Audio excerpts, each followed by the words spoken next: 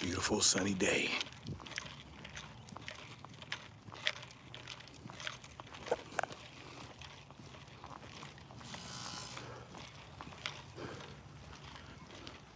Beautiful day for a ruck in the neighborhood.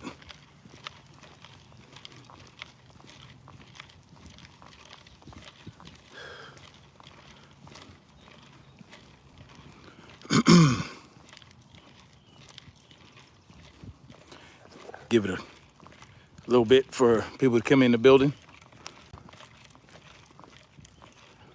People to start filing in if they so choose.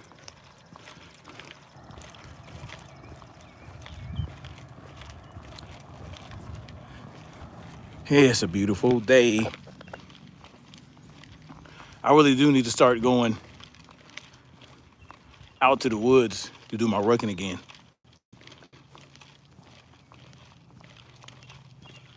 "22 Ronin was good." Yes, I know it pisses you off, but it makes me feel great. It makes me feel great. It makes me feel alive. Good morning, everybody. Please hit the like button. All you got to do is back out. You know what I'm saying? 7 days sober. That's what's up. I think I'm going on. Shit, when was the last time I drank alcohol? Shit. I think it was 2020. 2020.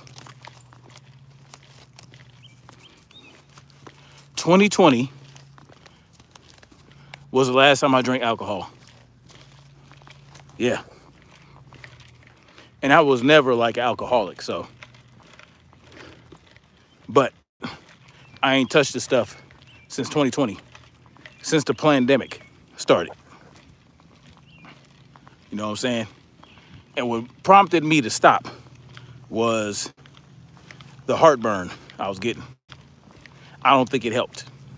So, yeah, made a lot of changes in my life when the heartburn kicked in. Doesn't it feel good, man? It feels good to have your mind about you, to not be in a altered state. You know what I'm saying? It feels good to just be able to have a clear head, you know? Feels good to be, just to be clear-headed, have free of thought, unencumbered by inebriation. It just feels good, man. So, yeah, I don't do any mind-altering substances. No alcohol, no weed, none of that. Just exercise, man. That's where I get my high from. Exercise and knowing that, I'm doing my body right, man. Doing my mind right. Exactly. What's going on? So, it feels good just to be able to say that, be able to do that. Get some lunges in.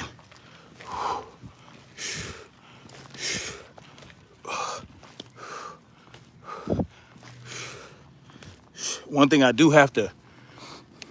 addiction I do have is to sweets. I don't consume a lot of refined sugar, but just my sweet tooth, I need to do something about that.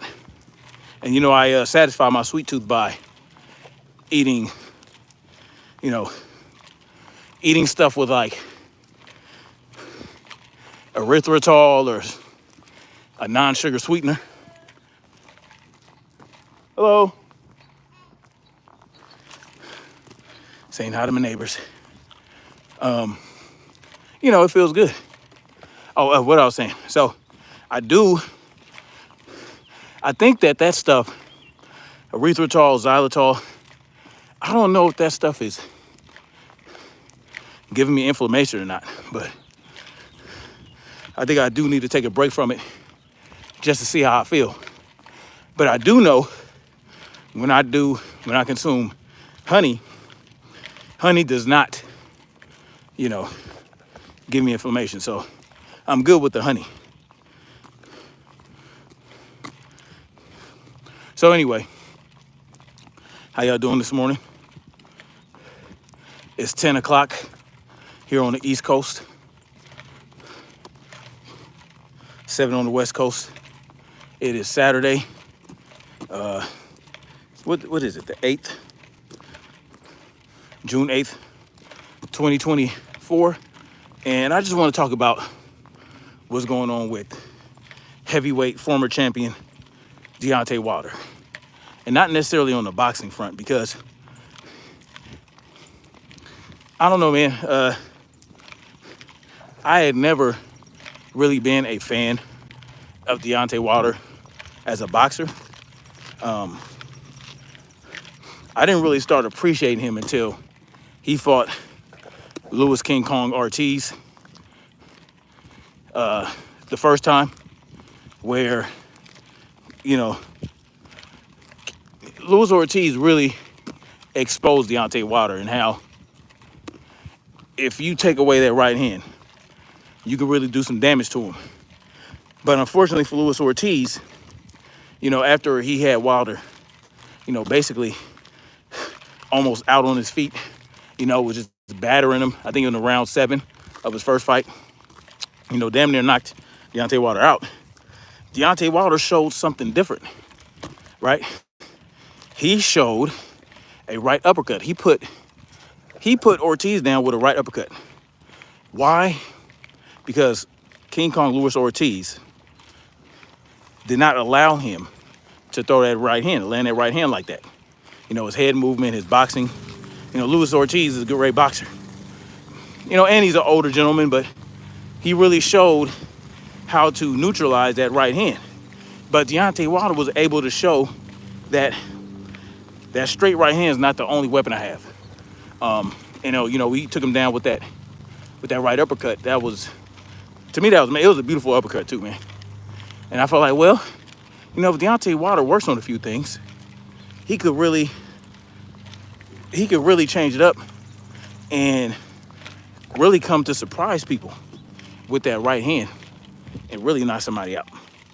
Like, that's not, and he knocked plenty of motherfuckers out with that straight right hand after that, but I felt like Wilder was able to show that he could do something other than that straight right hand to his opponent.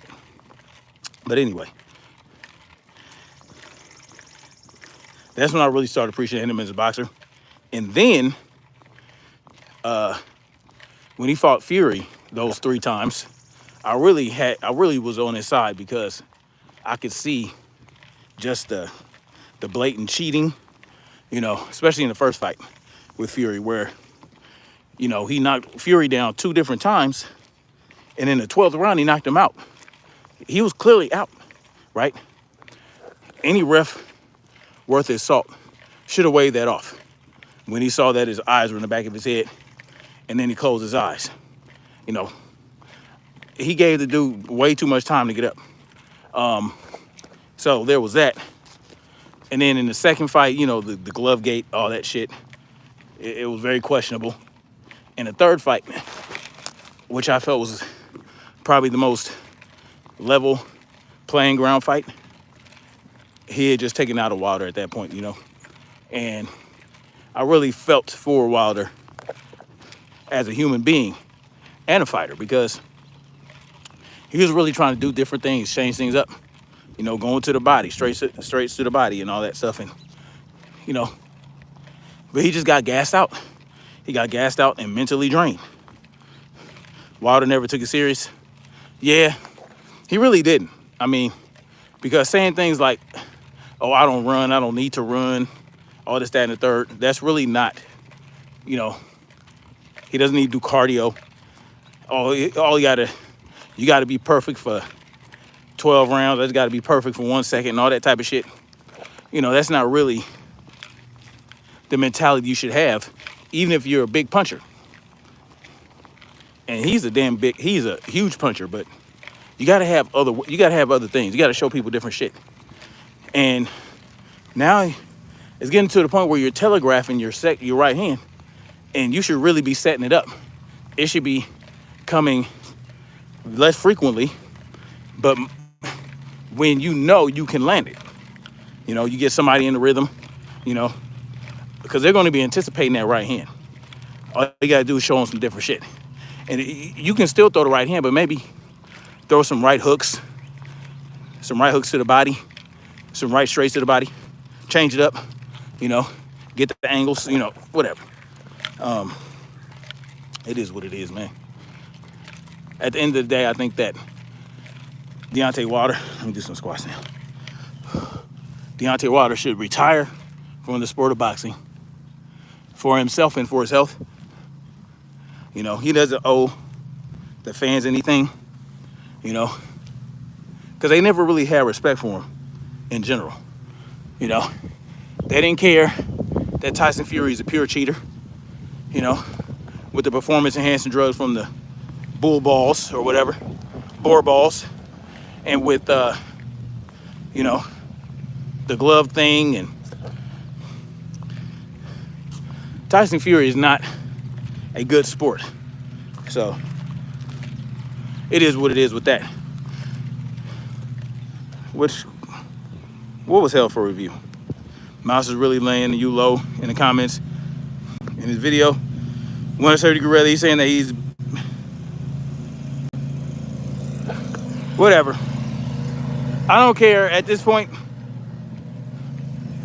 I don't care what Mighty Mouse says about me not being able to fight, because I never fought him. We never been in a fight.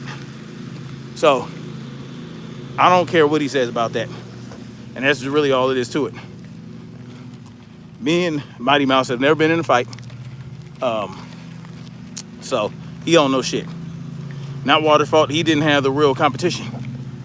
Well, the problem was, yeah, he didn't have real competition. And knowing he had that right hand was getting to his head too much. And the problem with that right hand is it lost its steam. Because now he was cracking Tyson Fury with it in the third fight a few times. And he knocked Fury down, 3 times in that fight? But in the third fight, I don't know, man. It just, you have to do something else.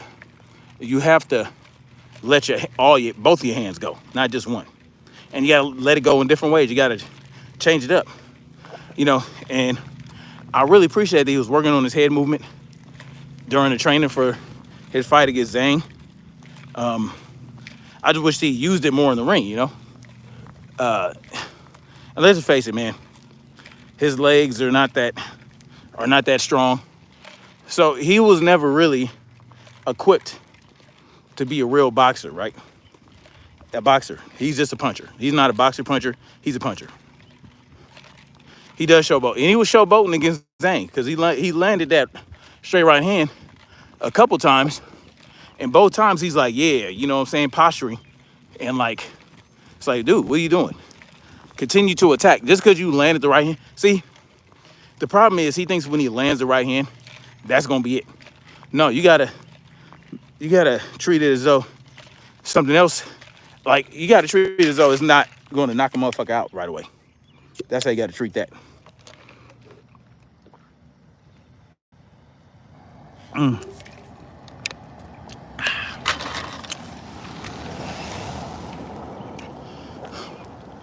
Water boy punch. But after the fight with Zhang, there's some interesting timing with some information that came out about Wilder and his relationship with his longtime girlfriend Chantel. Now, I don't really know who Chantel was, you know. I'm not really into his relationship like that, but what I find interesting is that she's coming out saying that he beat on her a bunch of times, and you know, she filed a restraining order against him, and now is putting him through the child support system. And I'm thinking, why is this happening now after he gets beat by Zhang, right? Like, why is this happening to Wilder right now? And I don't see this as the end of that situation, right? Because according to her, she said that he had been putting his hands on her for 6 years. And it's like, well, why are you just now saying something? You know, well, why now? Why after Zhang beat Wilder? And you would think maybe it's a, if you were a conspiracy theorist like me, you would think, well, maybe it's a humiliation ritual, right? But apparently there's other things that came out about this in regards to his girlfriend. His girlfriend has been apparently cheating on him with multiple dudes. And this is according to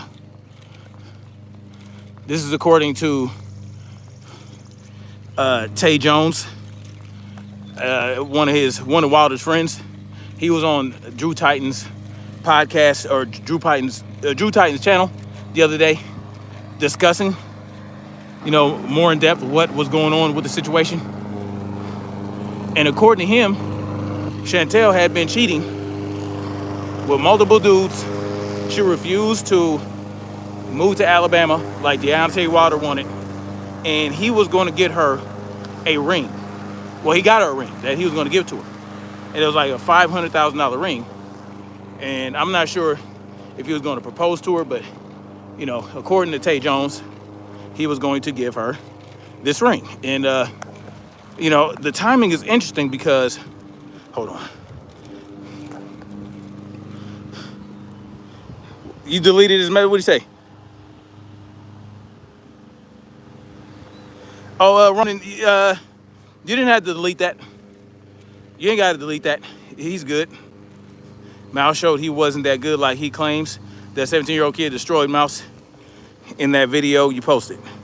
Yeah, well, he was doing. The kid was doing more. He was more. He was way more active, and he was landing punches. And Mouse was just too goddamn slow for him. Dude was in and out. He showed some good boxing ability. Here's my thing. I wasn't doing that when I sparred against Mighty Mouse. I wasn't doing that. I was working on defense. I was working on, because I knew what he was going to do. I knew he was going to try to walk me down and do his MMA running punch thing. And, I wanted to see how I could defend against that. You know what I'm saying? And yeah, I wasn't letting my hands go, but I was, backing away. I was using angles to get around his punches, because first of all, he's real low to the ground, and I'm much taller than Mighty Mouse. I'm probably like 6 inches or so taller than Mighty Mouse. So he's real low to the ground, and he likes to get in that high guard and get real low. It's hard to land. If you're a taller person, it's harder to land on somebody like that when they have such low center of gravity and they have a good high guard. Because, you can try to go to the body or whatever, but you got to get real low with them. You got to get it real in really close. And that's how he counters. So I was really just trying to see what kind of openings I could get if I allow him to do his MMA running punch thing. And what I mean by that is punching while he's stepping, like bam, bam, right? Like not really like Mike Tyson, but like MMA, like you're in MMA and you're trying to get in close and you're throwing punches. You're not really, it's not really going to be boxing. Mighty Mouse really doesn't, he has some decent footwork, but anyway. But that kid, he was still taller than Mouse, but he was just working more. He was throwing combinations. And if you're throwing combinations while Mighty Mouse is coming in, throwing punches, then you can land something, right? Because that's what the key was. The key is to land something while Mighty Mouse is running and punching towards you, right? While he's closing the distance and punching at the same time. That's really when it's good to get him. But to just go ahead and try to, you know, get him first is not really going to work out that well. You know what I'm saying? Unless you go in, you're not really going in to really land something significant. You're going in to get him to counter so that you can maybe shuffle out, get the angle on him, maybe hit him like that, you know. But I was really just trying to figure him out. Like, how can I really land something significant? So yeah, but I took way too long to do it. It was, you know, 3 2-minute rounds, and I was just, yeah. I wasn't trying to fight him. I wasn't trying to go toe to toe with him at that point.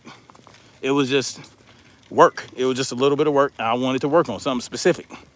But of course, he's going to spin it like we were in a real fight and it was real competitive and he just destroyed me. Whatever. I don't care what he says about that. But yeah, the young man destroyed him. That was real destruction. Mighty Mouse didn't do me like that. He couldn't. He landed a few punches in the first round, or maybe the second round, but that was it, right? And I was also using my pawing jab just to gauge distance, you know. Whatever, it is what it is. Yeah, to me, it was trained. Exactly, I came in exhausted on purpose. I exhausted myself on purpose before he showed up to that park. It was a park. It was a football field on Dominguez Hills. Domingo. Not Dominguez Hills, Domingo. Before he got there, I was already there for about 45 minutes doing jump ropes and doing sprints, doing suicide sprints. So I had pre-exhausted myself before he showed up. Because that's what I like to do before I spar. You know, before I spar, I like to pre-exhaust myself and really have that pressure on me. See how I do when I'm very tired. So that's what I did. I showed up 45 minutes before him, did some jump roping, and then did some sprints and did that type of shit. And because when I was at the gym, when I was at the Muay Thai gym, you know, we would do the regular class, right? The regular Muay Thai class for like an hour, you know, where we hitting the mitts, you know, and working on things and stuff like that. Get very exhausted for about an hour, and then we'd spar.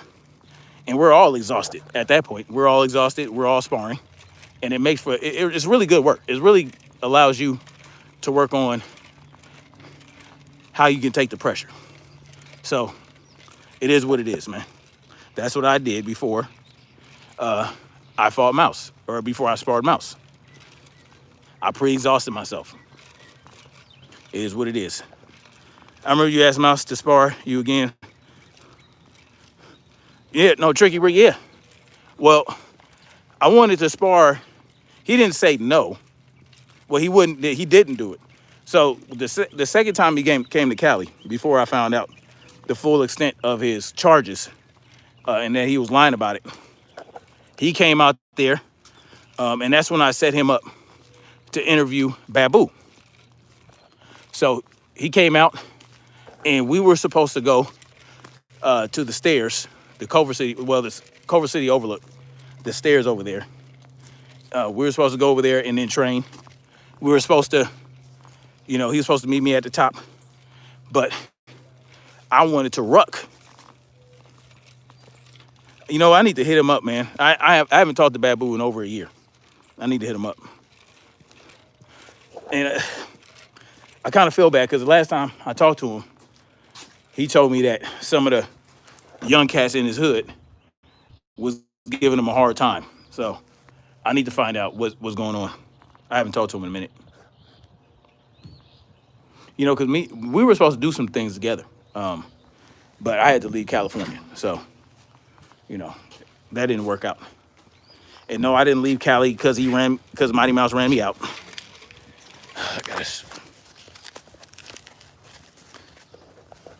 But I hate that he calls himself Mighty Mouse because, you know, the real Mighty Mouse, the real MMA fighter Mighty Mouse, is a much more decent guy than him. It's unfortunate that he goes by that name. Here's that pond. Oh, nice little breeze coming through.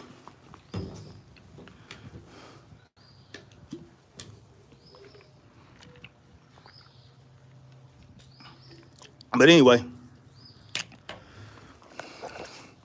we were supposed to meet up at the top of the stairs, and we were going to do Muay Thai sparring too.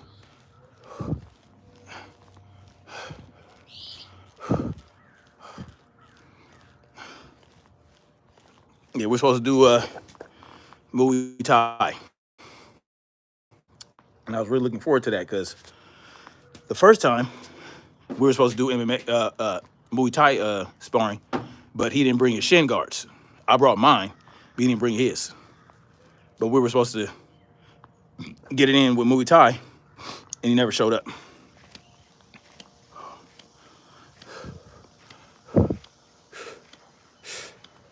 He was, I don't know what he was doing, but I was like, all right, man. He didn't end up showing up, so we never got to spar that second time.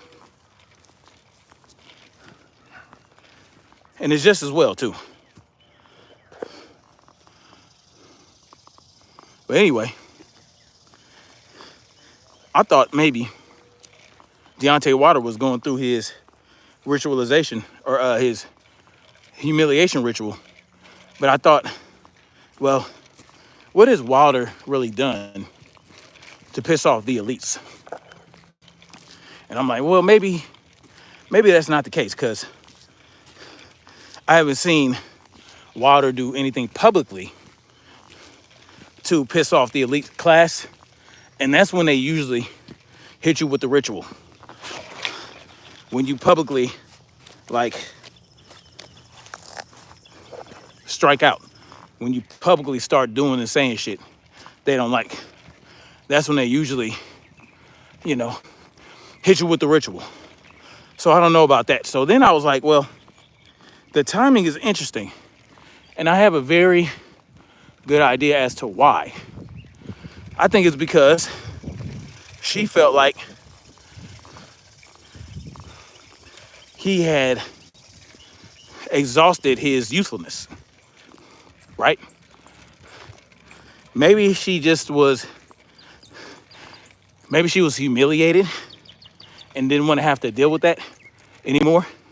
And so she went full bore and is now going in on him. You know, that's what I think. I think that she's just a piece of shit human being who decided to do this because Wilder's star is no longer shining in her mind. Because maybe she thinks that he's not going to be getting the money anymore because of his, like, what is this? 2 against Fury, 1 against Joseph. His 4th loss. You know, he just had his 4th loss. Maybe she feels like, well, he's exhausted his youthfulness. And, you know, that's how some of these broads are, man. And that's reality. Like, in the modern dating age with these modern women, it's like they are on one, to say the least. I don't want to get too disrespectful to these women, but the more I'm seeing, the more it's like, the more I'm seeing of these women, the more that they have these discussions, the more they talk about certain things, the more I'm like, Man, if I were single, I'd be single for life. Or if I were single, I'd probably become a passport bro. Real shit. Because these chicks, out of control. They're saying he took a dive. Yeah, they're saying that because the first right hook that Zane landed on Wilder before the knockout was a grazing punch. It grazed his nose, but he spun. So they're thinking, oh, well, that was greatly exaggerated because it was just a graze on the nose. But you gotta understand, the nose, like, has a lot of things going on there, all right? And it might have spun him just simply because, I don't know. I couldn't tell you. Don't give me the line. But I don't think he took a dive because that second right hook landed flush and there was a powerful right hook. So I don't think it was a dive. But anyway, yeah, these chicks, man, like I said, I'm glad that I am not single and I don't got to worry about these broads because it's just I don't understand it. I don't understand their mentality. You know, they want to be these independent women. They don't want to do shit. They don't want to act like a wife before they get married. They don't want to be in their feminine until they reach the right man. And it's like, well, the right man ain't gonna want you if you're not presenting your feminine self right from the jump. If you're not presenting your feminine self, he's not gonna want you. Not the type of man you want. So this whole thing about, oh, you got to earn my femininity. Man, get the fuck out of here with that nonsense, right? Get the fuck out of here with that. Well, yeah, we know Wilder's footwork is not the greatest. It ain't the greatest. But the whole thing about earn your femininity, like imagine if a dude had that mentality. Nah, I'm gonna be sassy until I meet the right woman. Until then, no masculinity for you. I mean, let's get the fuck out of here, right? Because right off the jump, they want us to be in our masculine. They want us to pay for the dates. They want us to be super tall. They want us to be 6 foot or above. They want us to have an 18,000 inch penis and a six pack, even though they can't take more than 4 inches without crying about it. Like it's crazy, right? I just don't get it, man. I don't get it. I don't know what happened, but you know they're backwards, man. They're backwards and contradictory. Like you can't be on that bullshit and expect a man to go all out for you from jump. No. If you don't want to present yourself as feminine until a nigga does something for you, well, I guess you're going to have to stay in your masculine fucking with me because I ain't fucking with you, period. You know what I'm saying? And that's how I'd have to carry it. I'd have to carry it like that because, you know, fuck that. I'm not about to go all out for you right off jump, and you're not going to be soft and feminine and, you know, the opposite of me. Fuck all that. Narcissism, hypergamy, and social engineering. And you know what's funny? If you talk like I do, these chicks call you, oh, don't come at me with that red pill shit and all that. Like, no, fuck that, man. I don't care about nothing about no red pill, none of that. Like, you know, these dudes out here with the red pill movement and all that shit. Like, I don't care how you feel about that. That's just the reality for men. They're just more outspoken about it because they have an opportunity to use their platform to express what men want. Now, do most of them have a weird way of going about it? And are a lot of them really actually corny and really not that masculine? Yeah, sure. They have some questionable behavior. But the thing is, that doesn't mean that the man that you want don't think like they do. The man that you want, that's successful, that is secure, that is tall, good looking, and all that other shit, and can't put it down in the bedroom and all that, he's just not going to, he's not going to submit to your ass. No, you're going to have to submit to him. You're going to have to show him something. If you're not, then he might fuck you. He ain't gonna wipe you up though. You know? And look at Wilder. Wilder is a millionaire, over 6 foot tall. You know what I'm saying? An athlete. I don't know nothing about the Johnson, but you know, even his woman didn't. You know, like what? He was providing. He basically raised her child as if it was his own. You know what I'm saying? And they do have a child together. It's like he is what you might consider to be a high value man, and she still did some stupid shit. You know what I'm saying? So at the end of the day, these broads, what do they really want? They want to use men. Now, not all of them, right? I'm just speaking in general terms, not a hasty generalization, not all of y'all, but you know, just want to using. You just want to use niggas for what they got. You know, a free meal, you know, all this, that, clothes, bags. You demand so much, but don't want to give.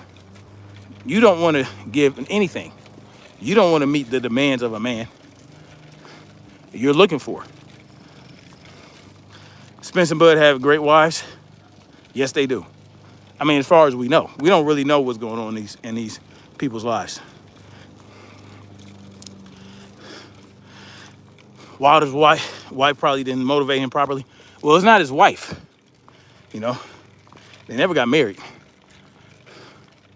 I don't know what. Yeah, she damn sure didn't do something right. I mean, fucking around on him. You know what I'm saying?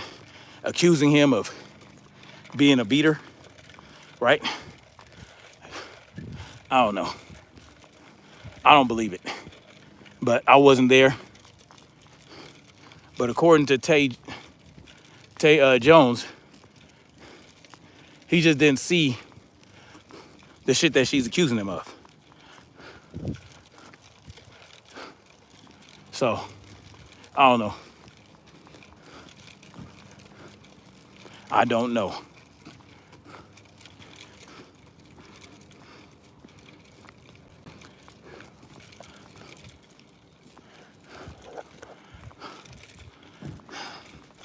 But anyway.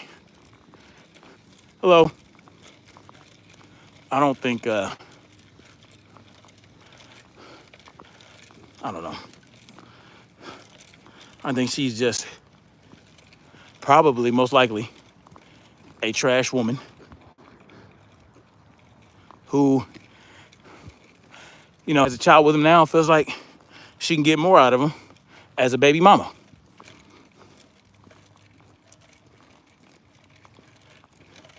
Nah, it's not too bad. Just the weather. Warming up. Anyway, I'm at the end of it anyway. Thank you guys for coming through.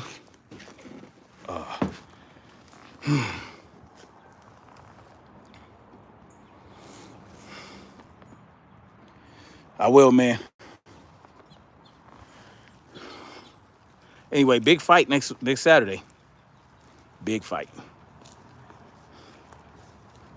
Tank Davis versus Frank Martin. I'm looking forward to that. The day before Father's Day. Anyway, I'm going to get out of here. Much love. Like, share, subscribe. And we're going to keep marching forward toward freedom. Peace.